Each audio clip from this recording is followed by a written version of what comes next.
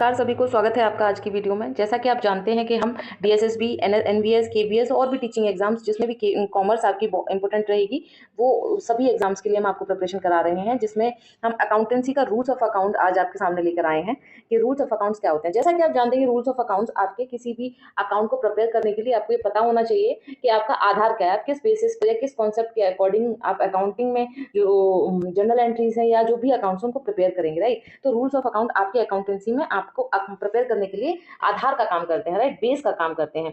चलिए इनको जानते हैं। रूल्स ऑफ अकाउंट बेसिकली आपके जो है ना टू टाइप्स में हम डिवाइड करते हैं कि एक तो होता है आपका ट्रेडिशनल अप्रोच, राइट, और एक है आपके पास मॉडर्न अप्रोच। तो आपको दोनों ही तरीके से पता होना चाहिए कि ट्रेडिशनल अप्रोच क्या है, मॉडर्न अप्रोच क्या है। तो ट्रेडिशनल अप्रोच का ही दूसरा नाम इंग्लिश अप्रोच है। ट्रेडिशनल अप्रोच का ही दूसरा नाम क्या है? इंग्लिश अप्रोच है, राइट। चलिए देखिए क्या बोलते हैं। In this approach is based on main principle of double entry system. ये कौन सा प्रिंसिपल पर बेस है? Double entry system. Dual aspect concept आपने पढ़ा था ना प्रिंसिपल्स में, उसी पर बेस है। Every debit has a credit and every credit has a debit. हर एक डेबिट का क्रेडिट होगा और हर एक क्रेडिट का डेबिट होगा। एज वी नो कि जब हम जर्नल एंट्री से ट्रांजेक्शन पास करते हैं, पास नहीं भी करेंगे, अगर हम प्रैक्टिकली भी देखेंगे तो हम जब कोई भी ट्रांजेक्शन कंप्लीट करते हैं तो there will be two parties. One will be the receiver, one will be the payer. या फिर दो चीजें होंगी, दो इंसान होंगे, दो चीजें होंगी, या तो फायदा होगा या तो नुकसान होगा। मतलब इस तरीके से हमारे पास दो चीजें होती हैं। फॉर एग्जाम्पल अगर आप कोई मशीन परचेज करने गए हैं तो आपने क्या किया है? मशीन परचेज करते समय मशीन को लेके आए हैं, क्या फ्री में लेके आ गए हैं? नहीं ना। तो अब आप उसके रिवर्स में आप क्या देंगे? आप उसके रिवर्स में क्या देंगे? कैश देंगे। तो यही हमारा डुअल एस्पेक्ट कॉन्सेप्ट है कि जब भी हमारे पास कुछ आता है, इन रिवर्स कुछ जाता है, वहीं अगर कुछ जाता है तो इन रिवर्स कुछ आता है। That is what dual aspect concept was saying, right. Now when we are saying in traditional approach, यही हम डुअल एस्पेक्ट कॉन्सेप्ट पर बेस होकर ही काम करते हैं। यहाँ पर बोथ एस्पेक्ट वर रिकॉर्डेड, दोनों को ही रिकॉर्ड किया जाता है। किस किस को? डेबिट को भी और क्रेडिट को भी। मतलब कुछ तो डेबिट होगा और कुछ तो क्रेडिट होगा। आई होप यहाँ तक आपको समझ में आ रहा है। चलिए ना नेक्स्ट हम देखो, ये हमारे पास अकाउंट्स को हम इस तरीके से डिफाइन कर लेते हैं कि जो हमारे अकाउंट्स हैं वो दो होते हैं, एक पर्सनल अकाउंट, एक इम्पर्सनल अकाउंट। और पर्सनल अकाउंट देखिए जो मेन होते हैं ना वो आपके ये होते हैं, पर्सनल अकाउंट, रियल अकाउंट और नॉमिनल अकाउंट। थ्री बेसिकली जब हम पढ़ते हैं तो हमारे सामने ये तीन आते हैं, ठीक है। लेकिन आपको इन डेप्थ भी पता होना चाहिए कि जो आपके पास जो पर्सनल अकाउंट है, इम्पर्सनल अकाउंट है, मेनली अकाउंट को टू पार्ट्स में डिवाइड करते हैं, personal account and impersonal account. Now personal is also divided in three parts: natural personal account, artificial personal account, representative personal account. Whereas impersonal account is also divided in two parts: real account and nominal account. Now, one by one, we will discuss each and every account which we discuss in this figure. Okay. Now, come to the first one. What is first account? Is personal account. Now what is personal account? Is related to person. As we know, जब हम personal लिखते हैं तो personal के अंदर कौन है? Person है। हम किसी इंसान की बात करते हैं तो हम ये आराम से बोल सकते हैं कि जो पर्सनल अकाउंट है वो किससे रिलेटेड है? पर्सन से रिलेटेड है। अब वो पर्सन कौन कौन हो सकता है? वो इंडिविजुअल हो सकते हैं, वो फर्म हो सकती है, वो कंपनी हो सकते हैं, डेब्टर्स, क्रेडिटर्स, कोई भी हो सकते हैं। मतलब इंसान होने की जरूरत है। चलिए आगे जब हम बात करते हैं कि पर्सनस में भी दो तीन तरीके के हमारे पास अकाउंट है। पर्सनल अकाउंट में भी three types of personal account है। वन इज नेचुरल पर्सन, जैसा कि आप नाम से जान पा रहे हैं। क्या जान पा रहे हैं नाम से? आप ये जान पा रहे हैं कि जो नेचुरल पर्सनल अकाउंट है ये नेचुरल पर्सन की बात करता है। अब नेचुरल पर्सन कौन है? हम हैं, आप हैं, जो भी जीवित व्यक्ति है, राइट, उसे बोलते हैं नेचुरल पर्सन। एग्जाम्पल भी गिवन है like Ram's account, Asha's account, Shyam account, Mohan, Sohan, Geeta, all are the natural person जो भी भगवान ने बनाए हैं। Now come to the another point, second one is artificial personal account. Now artificial personal account is what? Who represent artificial person account? वो क्या होते हैं? देखिए वो artificial person account, personal account वो अकाउंट्स होते हैं जो किसी लॉ के द्वारा, आपको दो पॉइंट बहुत अच्छे से याद रखने हैं कि या तो वो लॉ के द्वारा क्रिएट किए गए होंगे, किसके द्वारा? लॉ के द्वारा, या फिर मैन मेड होंगे, या तो मैन मेड होंगे, ठीक है। तो आर्टिफिशियल पर्सनल अकाउंट को हम ऐसे बोल सकते हैं कि जो आर्टिफिशियल पर्सनल अकाउंट है, आर्टिफिशियल पर्सनल अकाउंट है, उसमें आपके क्या आते हैं? कॉर्पोरेट बॉडीज आती हैं, इंस्टीट्यूशंस आती हैं, जैसे कि अकाउंट ऑफ किसी क्लब का अकाउंट, किसी क्लब के नाम से अकाउंट बना हुआ है, किसी सोसाइटी के नाम से, एग्जाम्पल एनवीएस, एग्जाम्पल केवीएस, है ना। तो इनके जो अकाउंट्स होते रहेंगे वो क्या होंगे? आर्टिफिशियल पर्सनल अकाउंट होंगे। इनके नाम से ही ट्रांजैक्शन होगी, वहां किसी इंडिविजुअल के नाम से ट्रांजैक्शन नहीं होगी।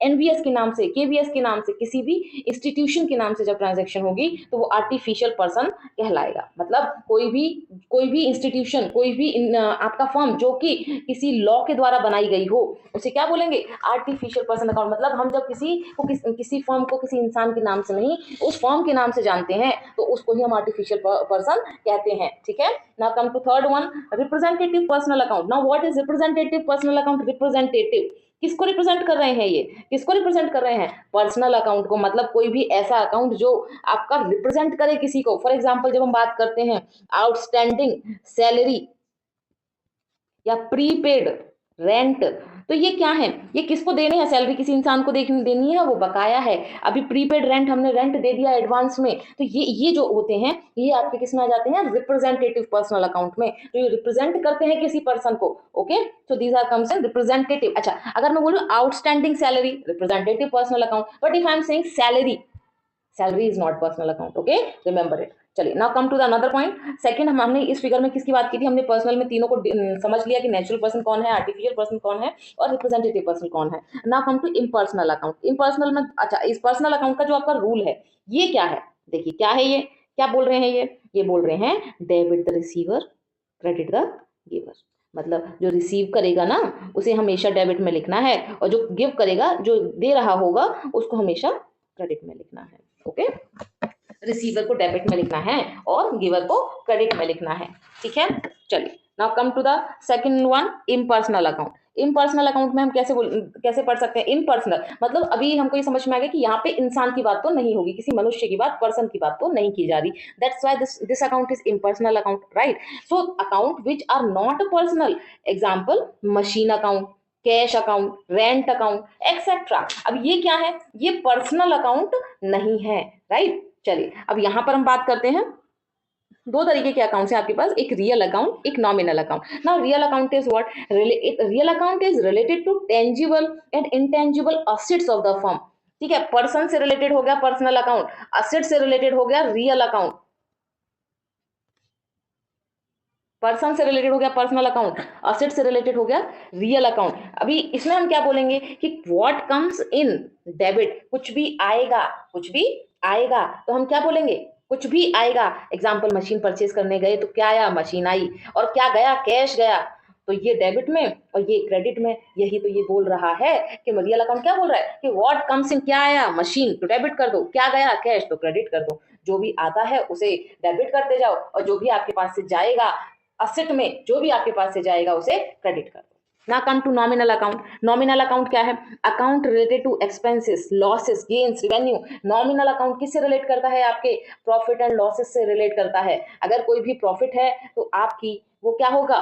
क्रेडिट होगा, और लॉस है या एक्सपेंस है तो आपका क्या होगा? डेबिट होगा। ये कौन सा अकाउंट बताता है? Nominal account. That is what they are saying in their rules, debit all expenses, credit all incomes. Okay, now come to modern approach. Modern approach आपकी क्या बोलती है? This approach is based on accounting equation और balance sheet. ये जो आपकी modern classification of accounting है वो किस पर बेस है? अकाउंटिंग इक्वेशन पर या बैलेंस शीट पर। In this accounts are debited और credited according to the nature of account. Nature of account के अकॉर्डिंगली इसको डेबिट या क्रेडिट किया जाता है। इधर भी मॉडर्न में आपके पास 5 रूल्स होते हैं। क्या क्या? असेट, आपके पास क्या क्या आ जाएगा? Asset, liability, capital, revenue, expenditure. अब आप देखो, इस तरीके से आप इस चीज को समझ सकते हैं कि जो भी असेट्स होते हैं, जो भी असेट होते हैं, जब भी असेट इंक्रीज होंगे, जब भी असेट इंक्रीज होंगे कम्स इन डेबिट साइड। जब भी आपके असेट डिक्रीज होंगे comes in credit side. Okay, similarly asset क्या है? और आपको ये बताया ही था प्रीवियस वीडियोस में कि असेट आपके क्या होते हैं? असेट आपके कोई भी ऐसा आइटम जो आपके करंटली तो वो आपके लिए एक्सपेंस हो, बट फ्यूचर में आपको रिटर्न दे या benefit they, that is what asset is, right? तो आपके असेट्स आपके क्या हो जाएंगे? जब भी इंक्रीज होंगे तो डेबिट में आएंगे, डिक्रीज होंगे तो क्रेडिट में आएंगे। Now come to liabilities. Liabilities is also क्या थी? देखिए, लायबिलिटीज क्या होती हैं कि currently feel like income but future expenses. आज हमें लगता है कि हमारे लिए क्या है? वो इनकम है, लेकिन हमें फ्यूचर में उसको पे बैक करना होता है, तो वो हमारी लायबिलिटीज होती हैं। अच्छा, इसका क्या ट्रीटमेंट होगा? जब भी लायबिलिटी इंक्रीज होगी तो कहाँ आएगी? क्रेडिट साइड में। जब भी डिक्रीज होगी तो कहाँ आएगी? डेबिट साइड में। ठीक है, ना capital. See, there is one very easy rule. Whatever the asset rule, same applies on expenses.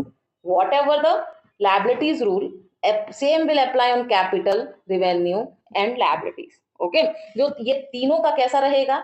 जब भी इंक्रीज होंगे तो क्रेडिट, जब भी डिक्रीज होंगे तो डेबिट। अच्छा, ये दो का कैसा रहेगा? ये जो आपके पास असेट और एक्सपेंसेस हैं, इंक्रीज होंगे तो डेबिट, डिक्रीज होंगे तो क्रेडिट।